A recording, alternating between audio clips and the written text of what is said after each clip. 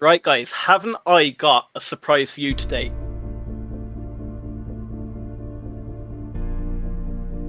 Right, guys, haven't I got a surprise for you today? There's two of us here to discuss Archer Aviation's bull case. Reese, do you want to give the guys a quick breakdown on what happened in the earnings call? So it was a big earnings call. For all of you that were there, I think it went pretty well. We had loads of you in here giving your comments, and overall, I think it was a pretty good earnings call. I thought there was a lot of news, and it was a shame about that the stock tanking, because it actually kind of overshone what the actual earnings call was. So I think that this will be quite a good video, and where we can just sort of discuss what's happened with Archer, what are the bullish side of it, and what we thought were the highlights of that earnings call. So I think some of the highlights for me personally, I thought the fact that they're going to be making revenue now by selling to Abu Dhabi, and then they are some of the contracts that will be up to $20 million. I think that is excellent if they sell a few of those aircrafts over there. And then I think Abu Dhabi Aviation are taking on the servicing and the building of the vertiports and stuff like that. So there will become infrastructure with this deal. So it's like a collaboration, but it is massive because that's not what Joby are offering at the moment. Joby are going into Dubai, but they're doing it all self-serviced. So they're doing everything. They're running the crafts, building the vertiports. But obviously there's a massive cash burn on that because they need to be able to develop the vertiports, develop the technology, and then pay for it all themselves. What's your thoughts on that? Yeah, so my biggest highlight of the earnings call was definitely the Archer Defense announcement. So we got that, was it back in January or so? Adam came out and said it was a multi-billion-dollar industry. He actually came out, it was a few weeks back, and said it was a bigger substantial opportunity than he originally thought. And I've said this many a times that Adam is one of the most bullish men when it comes to Archer Aviation. So for him to be that surprised with how much profit they can make in this opportunity, I just couldn't wait to hear his thoughts on the Archer Defense program. And we're going to get into that. But guys, let me first ask you, if you like this type of format, when me and Reese are both here together, it's more of a laid-back approach and we're able to talk to each other. To be fair, Reese, I enjoy this. What are you saying? No, I much prefer it. And I think it'll be, these will be like shorter, more bite-sized videos. Because I know some of you guys don't have the time to watch the long-form content. So hopefully this will be more your cup of tea. Because you know how much we love tea over here. Well, I like plenty of milk in my tea.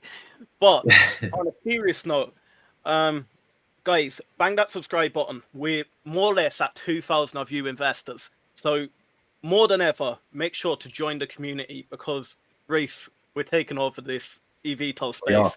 And it's the guys together. But let's jump into the bull case.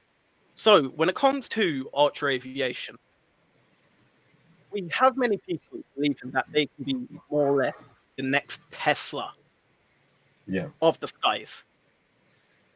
We have them more or less projecting that the Covington, Georgia factory would be able to produce 650 Midnight aircraft per year.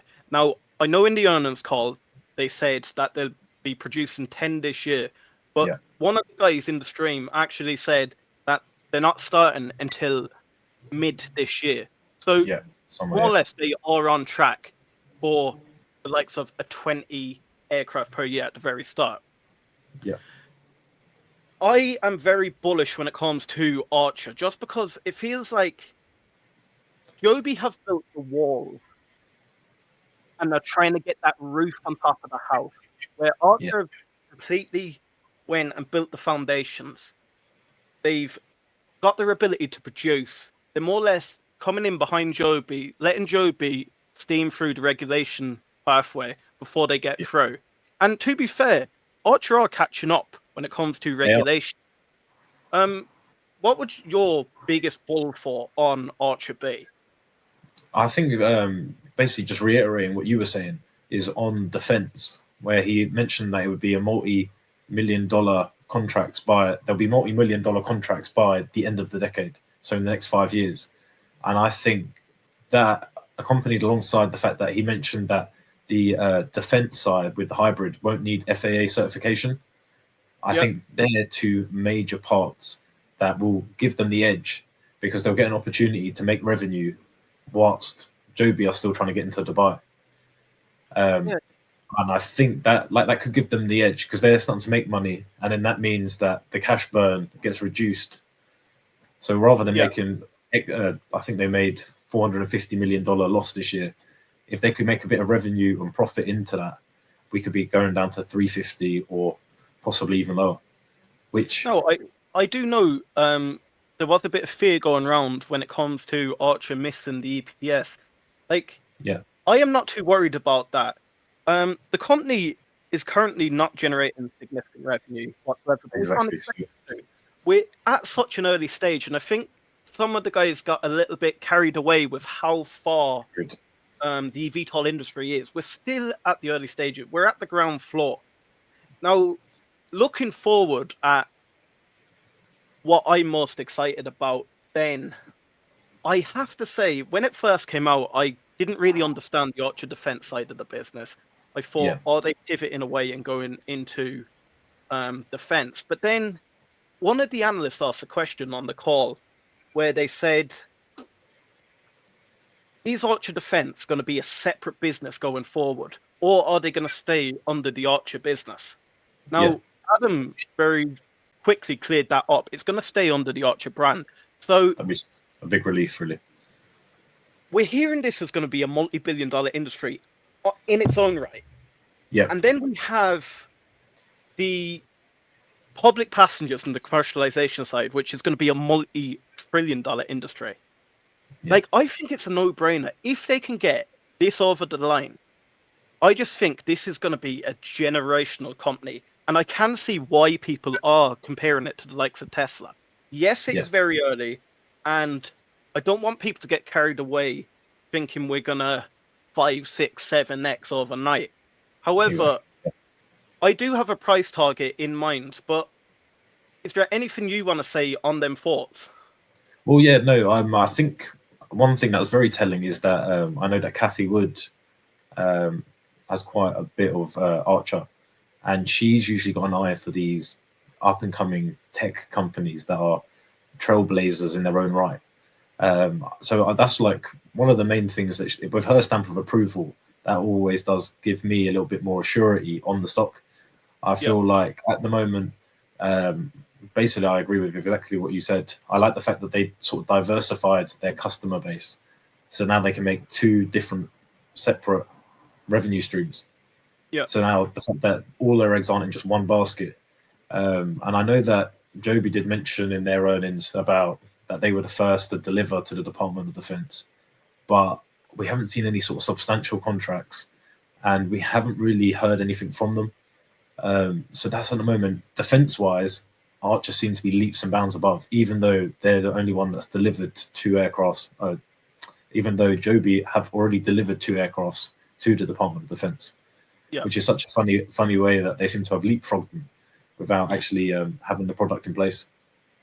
Yeah, I want to jump back to your thought about Kathy Wood. I think some people get a little bit carried away with Kathy Wood, that she had an amazing run during COVID, and then they've sort of beaten her down with a stick because she's not performing as well as previously. However, COVID was a massive blip, and I don't think people are looking at it at a long enough time horizon. I genuinely think over the next 10, 20 years, Kathy Wood will be I'm not saying she's not a rich woman, but she'll be an extremely, extremely wealthy woman with some of the stock she has available. But jumping across to price targets. Well, first of all, I want to say analysts themselves seem to put funny price targets out depending on stock price, and not always to do with how well the business is doing. And I think some people can get carried away. Now, some people may think I'm a little bit too pessimistic about this, and let me know, guys, if you think I am too pessimistic with this price target. Yeah. But I genuinely think my price target has not changed since I said it before this major run. My price target for, I don't know, December time is $20. Yeah. Reese, what is your thought?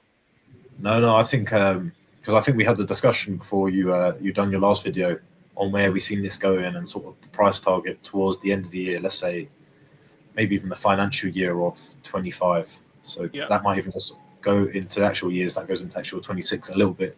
I'm looking at around about that price target, but it's all going to sort of it all basically hinders on whether we get that certification over the line. Are we starting to produce the vehicles, and are we keeping to the timelines that we've given? These are the only holding points that are going to hold us up. But if what they're saying to us in the earnings call is all going to get hit, and there's not any major blips, I can't see why it couldn't get to a stock price of around $20, if not north of that. Yeah, no, I completely agree with you. And guys, I have a big surprise for you. If you want to see a bear case on Archer Aviation, make sure to click this video next and we'll meet you right there.